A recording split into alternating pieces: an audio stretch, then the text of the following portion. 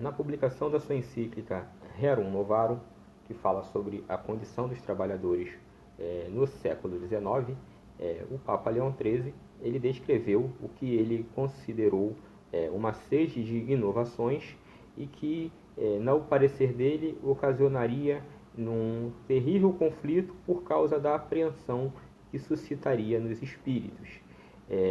Já no capítulo seguinte, na parte 2, ele vai descrever o que ele entende ser as causas deste conflito e nas consequências que este conflito vai ocasionar na sociedade. Então, se você ficou curioso e quer saber um pouquinho mais do conteúdo dessa encíclica, assista esse vídeo até o final.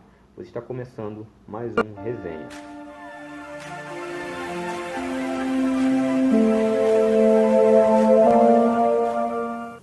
Se na introdução da Rerum Novarum, o Papa Leão XIII ele fala de uma apreensão de espíritos por conta das mudanças abruptas que vêm surgindo na sociedade no decorrer do século XVIII, com a Revolução Industrial, e no bojo do século XIX, já nessa segunda parte da encíclica Rerum Novarum, onde ele aborda as causas do conflito, ele vai deixar o que ele entende ser as diretrizes, na verdade as causas culminantes para que a situação dos trabalhadores do século XIX acabam chegando a esse estágio de penúria e de pobreza mesmo, de trabalho servil, de servidão.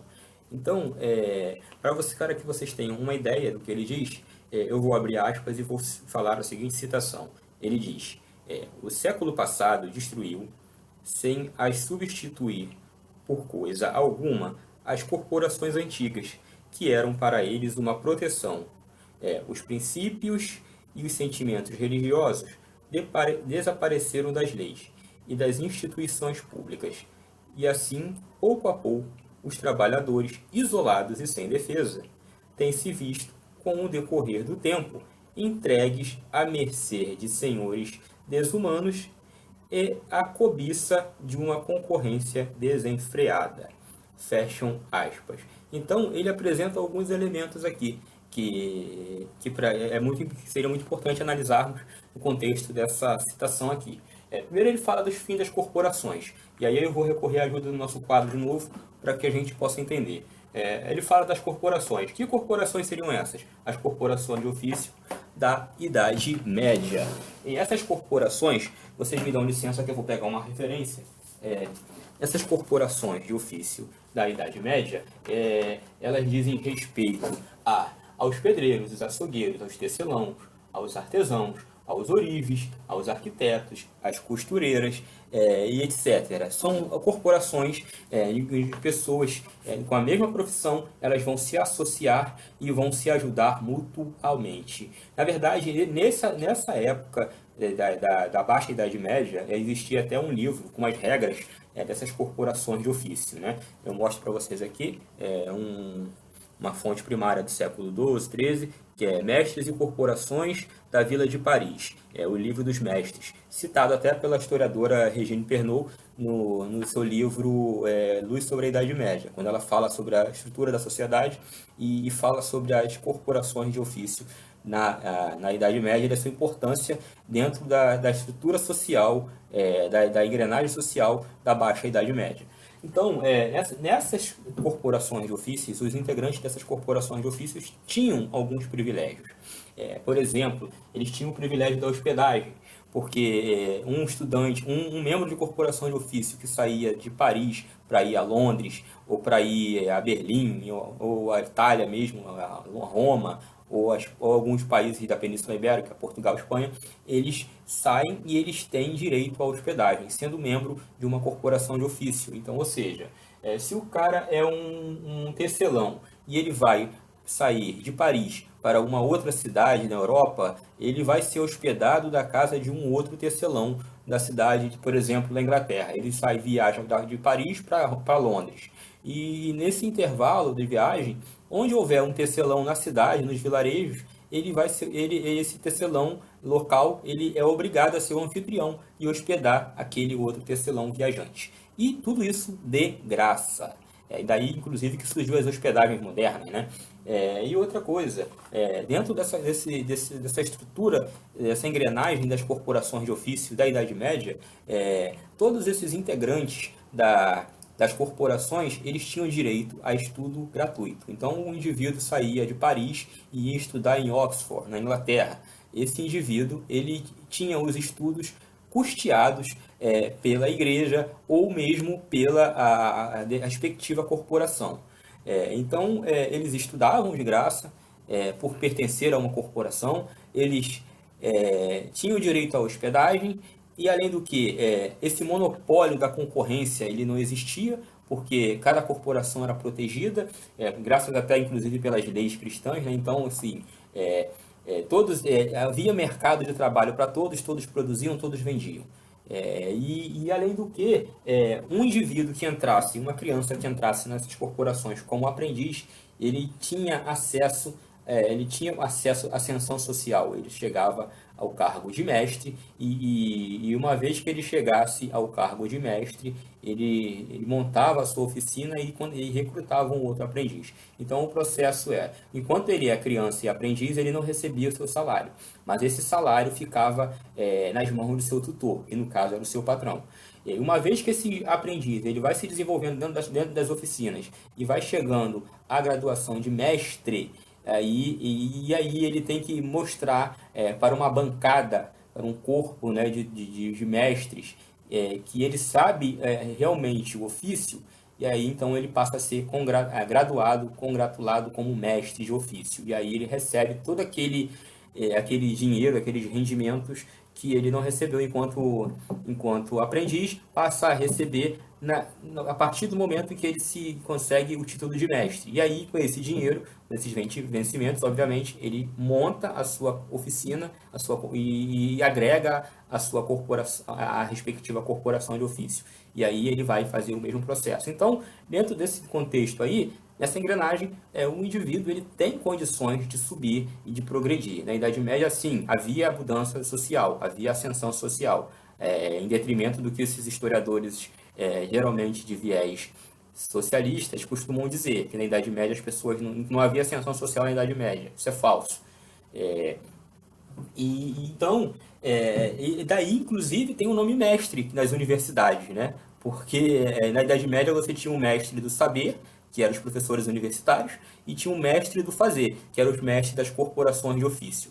Então, havia essa proteção dentro desse contexto das corporações antigas, como alega Leão XIII, as corporações de ofício. Mas aí, o fim desses estatutos, o fim dessas normas estabelecidas, dos estatutos das corporações de ofício, por conta da Revolução Industrial que vem à frente, isso vai deixar os trabalhadores numa situação de desproteção.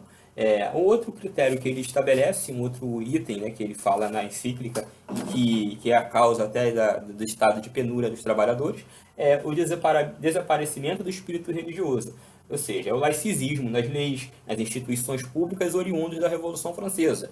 Lembrando que ele escreveu essa encíclica a Rerum Novarum no século XIX. E justamente no século XVIII, um século antes, a Europa, a França, passou por um processo revolucionário em que se laicizou tudo, inclusive as instituições que eram católicas e que eram administradas por católicos, pela igreja, como os hospitais, os asilos, os leprosários, os cemitérios e tantas outras instituições, eles vão parar e vão cair na mão do governo laico revolucionário. Então, isso tudo sai da tutela da igreja e entra para a administração desses estados laicos e corruptos.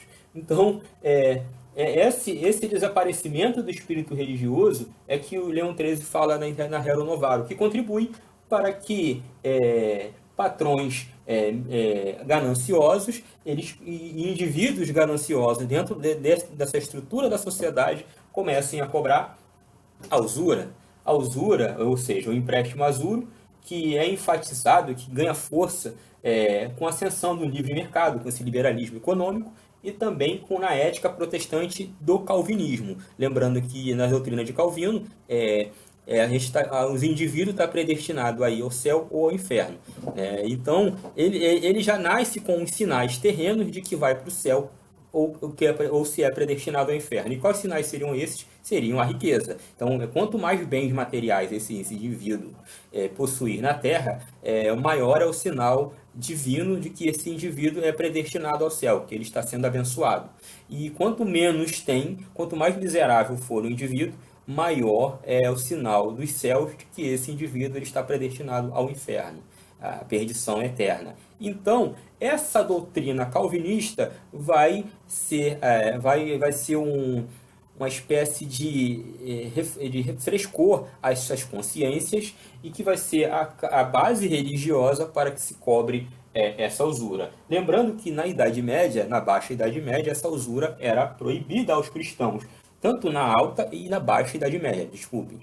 Mas essa mesma usura era praticada por mercadores judeus, e a igreja não proibia, porque os judeus não são cristãos, né? Então, a usura na Idade Média ela era praticada, mas pelos judeus. Por toda a cristandade ela era proibida.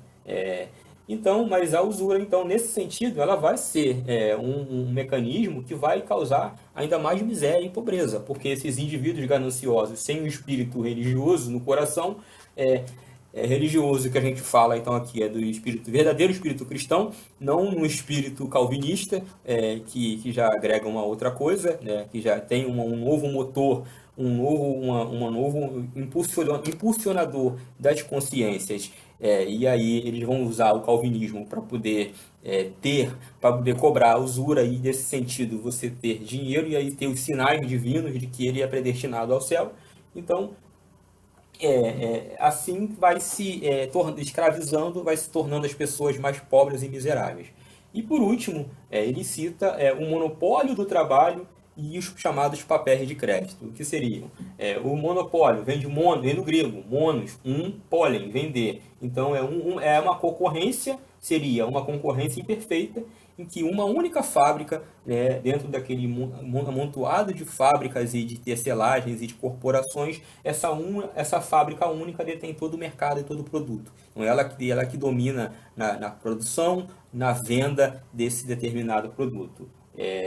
E os papéis de crédito seria aquela declaração de dívida que o indivíduo faz e onde ele declara que não tem condições de pagar. Se ele não tiver condições de pagar, tudo aqueles bens materiais que ele tem, ele vai colocar a penhora e à disposição do credor. Então, isso aí, essas usura e essas declarações de dívida, que são frutos do livre mercado e do laicismo, eles destroem as tecelagens e corporações, já combalidas com a Revolução Industrial. Essa é a nossa conclusão. Esse endividamento, a pobreza, o trabalho servil, que é oriundo nessas fábricas, elas têm como causa realmente as usuras, essas declarações de dívida, onde o credor ele cobra sem um mínimo de caridade, sem um mínimo de espírito de misericórdia, porque o que interessa é o mercado, é o progresso, e que agora ele tem o sinal das bênçãos divinas, os bens materiais, né? Uma nova concepção religiosa que vai amalgamar essa mentalidade dos liberais e desses adeptos do livre mercado. Então, o que Leão XIII ele acaba denunciando, esclarecendo, né? Descrevendo como causas do problema que a sociedade do século XIX acaba atravessando. Então, ele diz ainda, abre aspas, a tudo isso deve-se acrescentar-se o monopólio do trabalho e dos papéis de crédito, que se tornaram um quião de um pequeno número de ricos e de opulentos, que impõe assim um julgo quase servil à imensa multidão dos proletários. Fecham aspas. E essa multidão de proletários, elas vão surgindo e vão aumentando cada vez mais, que os donos das pequenas tecelagens não têm condições de concorrer com essas empresas, com essas fábricas por causa das suas máquinas, e se endividam cada vez mais e que vai acabar tendo que usar como penhora todo aquele seu equipamento, todos os seus pequenos bens para quitar as suas dívidas de empréstimo. Consequentemente, as empresas que tiverem condições, as fábricas que têm condições, elas vão assumir a proeminência no mercado. Elas vão dominar o mercado até que uma ou algumas, né, ou um monopólio dessa única fábrica detendo o mercado, o mercado de produção de determinado produto. Então, qual é a conclusão que João 13 dá? A miséria acontece nesses termos. Esse estado de penúria que se vê na sociedade do século XIX, ela vai surgir dentro desse mecanismo meandroso.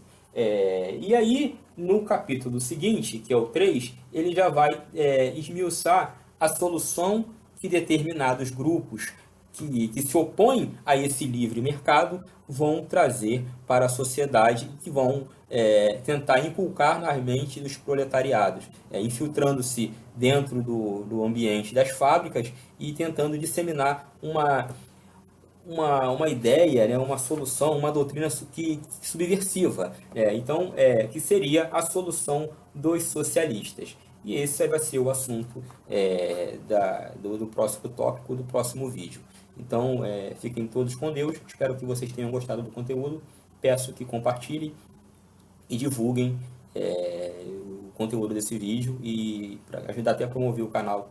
Que a gente aqui não tem interesse em ganhar dinheiro, nada disso, em monetizar. A gente tem interesse de passar informação. É por isso que esse canal está aí. Então, a gente pede a ajuda de todos. Um grande abraço. Fiquem todos com